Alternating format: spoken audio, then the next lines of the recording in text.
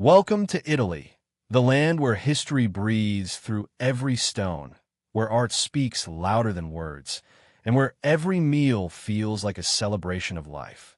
From the ancient ruins of Rome to the romantic canals of Venice, Italy is not just a country. It's a timeless story written in cobblestone streets and golden sunsets. Then comes Florence, the birthplace of the Renaissance. Here, art isn't locked in museums. It lives on the walls, in the streets, in the spirit of the people. The Duomo towers above the city like a crown, and the Arno River mirrors the glow of the setting sun. Step into a cafe and taste the sweetness of gelato, a flavor that carries centuries of Italian passion. Finally, Venice, the floating dream. No cars, no noise, just water and whispers. Gondolas drift through narrow canals. Reflections of ancient palaces shimmer in the blue. Here, time moves differently, slower, softer, and more poetic. As you sail under the Bridge of Sighs, you realize Italy isn't just a destination. It's a feeling, one that stays in your heart long after you've gone.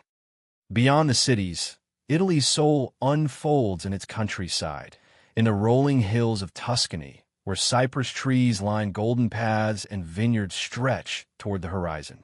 Here, time feels slower. The smell of grapes, the sound of church bells, the laughter from a family lunch.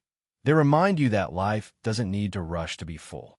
Every sunset paints the sky in shades of amber and wine, a masterpiece only nature could create. And then, the sea calls.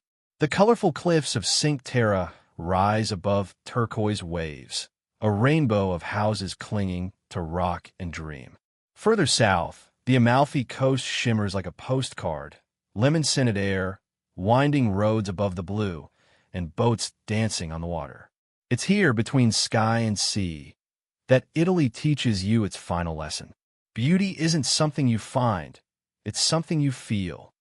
From Rome to Florence, from Venice to Tuscany, every heartbeat of Italy tells a story of passion, art, and love.